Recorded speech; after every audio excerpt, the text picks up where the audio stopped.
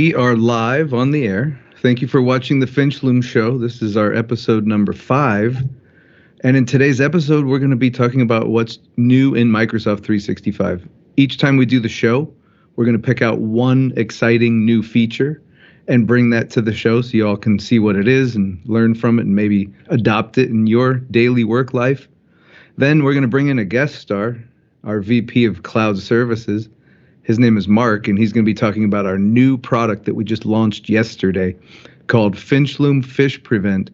And then we'll end with our usual segment with Bilal called Technology Horror Story. So once again, I'm Jim Richardson, founder and CEO of Finchloom, and we've got with us, as usual, Emily. Hello. And Bilal. Hello. And you can see I'm wearing the fancy new sweater that we designed for our PhishPrevent exciting launch. Nice. And, it was great. Yesterday, we put out a press release. We put out a bunch of social media, and we got so much attention in that first day. Brian was saying that his phone was blowing up. And did you guys hear anything? Hear anything? No, we received the press release. I saw some activity on LinkedIn. Yeah, I was logged into my LinkedIn, did my shares, and tried to see if anybody, anyone is active on your shares or anything. Yeah. Excellent. Well, yeah, I expect that over the next couple of days, we're going to get a lot more attention as I continue to push that through social medias. But anyways, let's get started with our first segment. And this is where Emily's going to show us something that's new in Microsoft 365. So go ahead, Emily. Alrighty. So today we've got an exciting one. It's the new Office app. Have you guys used it yet? I just installed it the other day. So I installed it the other day also. I've started to use it. But basically, it's Word, Excel, and PowerPoint all in one app. So wait, so I don't need 3 separate apps on my phone? You don't need 3 separate apps. It's amazing. I heard about it and I was like, oh, okay. But when I downloaded it and I started using it, it was pretty amazing. So it just recently became public for everyone worldwide for iOS and Android. So, I mean, it's really great. 3 apps in one. You don't have to have 3 apps on your phone. You just have one. And I mean, the way that they created the app is just amazing. So I sorry to interrupt, but who's allowed to download this? Anyone with an Office subscription. Okay. You just go to your App Store or your Google Play Store and you search for Office 365? You just search for Office. Oh, just Office. Okay, just good. Office. All right. Just Office. Go ahead. Yeah. So they added some pretty cool features to make it really easy to make your mobile experience really great. So they've added things like you can convert images into actual working Word documents, Excel documents. You can sign PDFs. You can scan QR codes. You can transfer files that you create on your phone to your desktop, which is super cool. And it's really great. It's a really great app. I wanted to actually walk through the app, but there's just so much that's going on in there. And I actually think that it's a really simple app to use and just so user-friendly. There's only 3 buttons across the bottom of the app where you can either create a new document. You can actually there's a button for actions, so you can create an action like sign a PDF or scan your QR codes. It's just super simple. So if you haven't gotten it yet, I would really suggest going to get it, download it, and try it out. Yeah, it's amazing. So I actually wanted to show you guys the commercial for the Office app. There's so much buzz around this commercial. The YouTube comments are amazing. Everyone is they watched it and they're like, what? I forgot what the product even was. This commercial is so amazing. So I'm really excited to hear your guys' well, let's see it. Okay, let me go ahead and share my screen here. And just a side note, actually popped up in Windows 10. It's also popping up as well. Just I know we talk about mobile, but it's also in your Windows 10. Alrighty, so here we go. Alrighty, let me know when you guys can see my screen. Yeah, go ahead. Okay.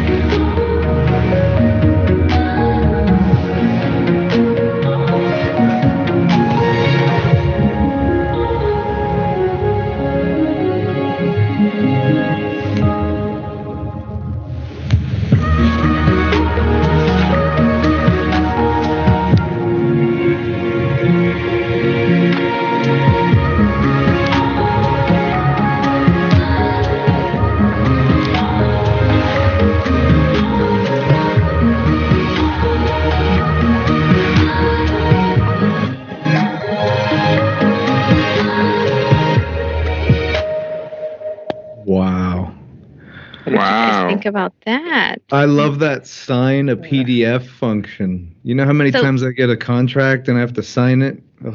Yeah, and you can see all the things that you can do, and you can kind of see, how the app is laid out. But what do you guys think of the commercial? Yeah, that was really Mind blowing. I loved it. I loved it. Breathtaking.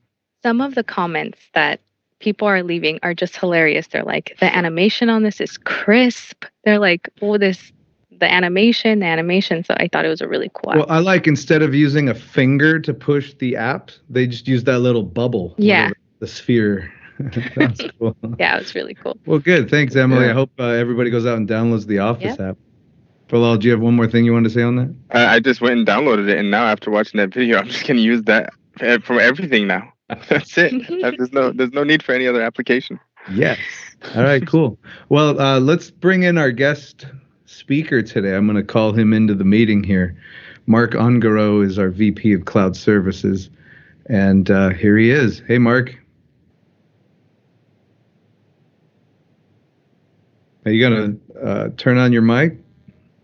Oh, this is Teams Etiquette 101. He's having some microphone issues.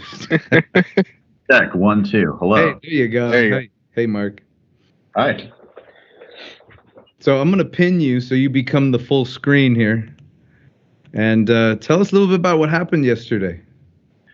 Well, yesterday was a momentous day. We launched our first in-house built product called PhishPrevent. So February 26th was the official launch. We had a soft launch back in November, where we launched to an intimate group of customers. And since then, we have grown to protect 1,700 mailboxes, and this is prior to hard launch of the product, the public launch of the product. So we're really happy with that, with the interest in the product. And since our beta launch in November, we've stopped 6,900 phishing emails. Wow.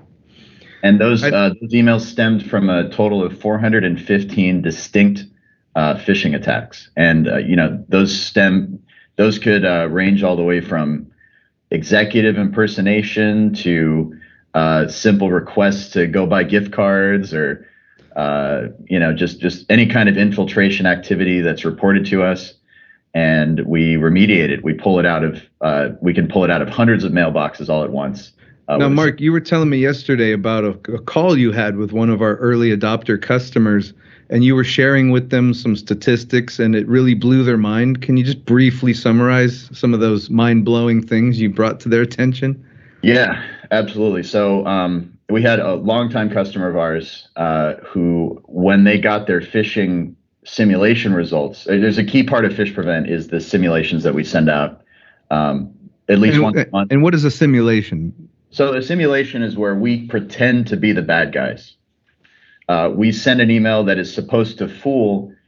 It's kind of a double-edged sword in a way. You're trying to fool them into thinking that it's a malicious actor who is trying to fool them into thinking that it's a legitimate email and that they should take some sort of action.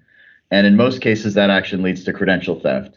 So we're masquerading as, the bad actors out there. And then we take in all the information that comes out of that simulation, and then we present it to the customer. So we have a report that we present to them every month.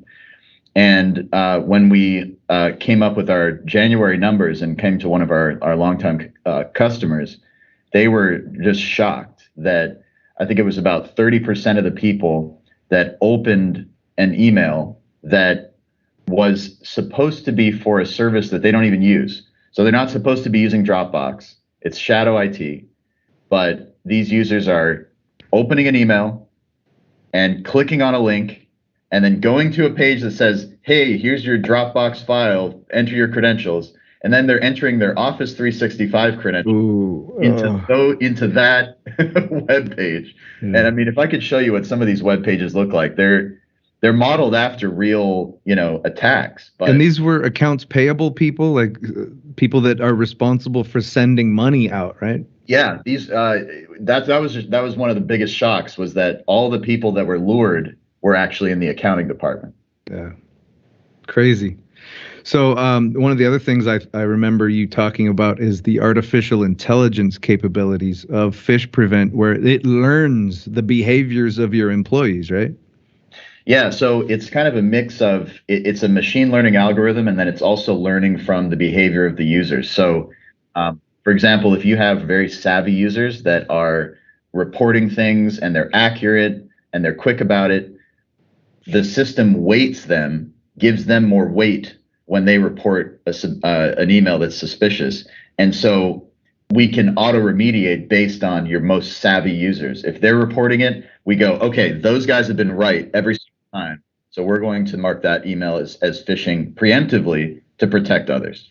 Great. So just in closing here, I just wanted to let everyone know, if you want to learn more about PhishPrevent, you can go to our website, finchloom.com/PhishPrevent.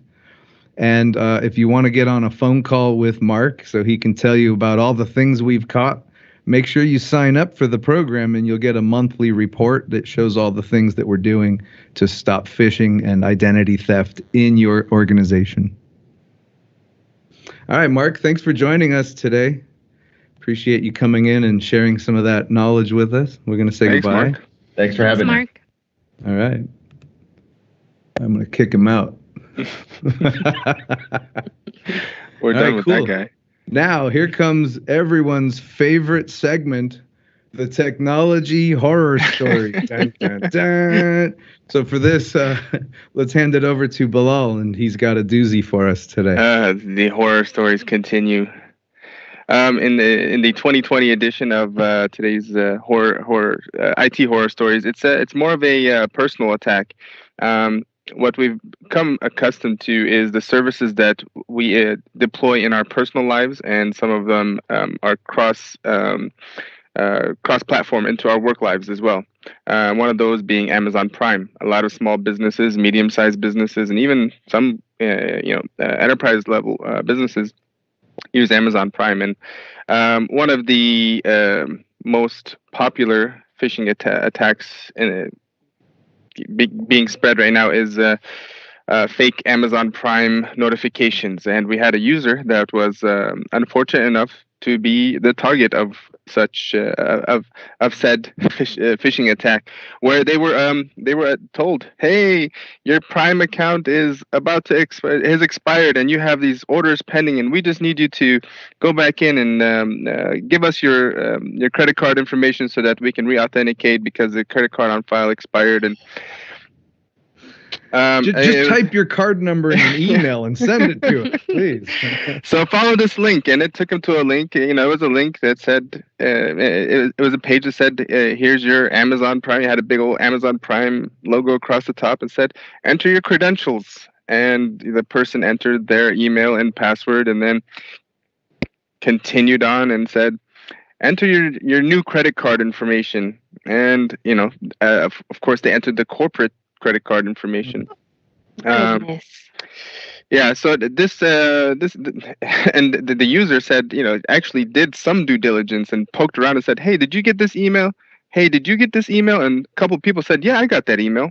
So apparently it was targeted towards a certain group, or maybe probably the accounts payable, right? Yeah. And so that due diligence wasn't enough, and in about a week later, that same department received the bill from Amazon, and on that credit card, and let's just say thousands were racked up in a matter of a couple of days before the end of that report came out.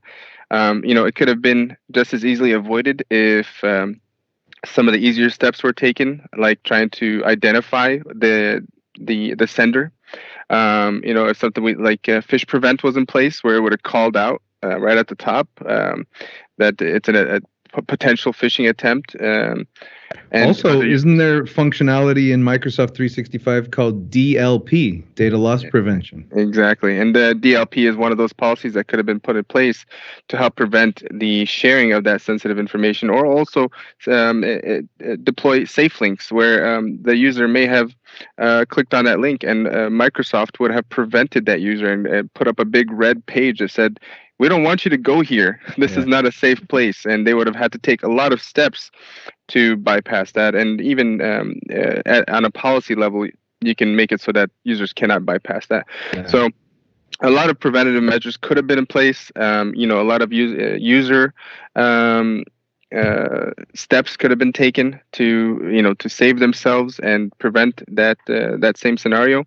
But as we get rolling into the popular subjects of coronavirus, as we get into the popular subjects of the fires burning in Australia, or politics, or whatever's happening, tax season, you're going to get attacks from every single angle. And then sometimes you might be aware of those, but then forget about the simplest things, like things that we see every month, like a billing statement from Amazon, or a billing statement from from one of the other services that we subscribe to in our personal lives or our corporate lives. Man, so that's a good story. Thanks, Bilal. Yeah, you're welcome. Nice.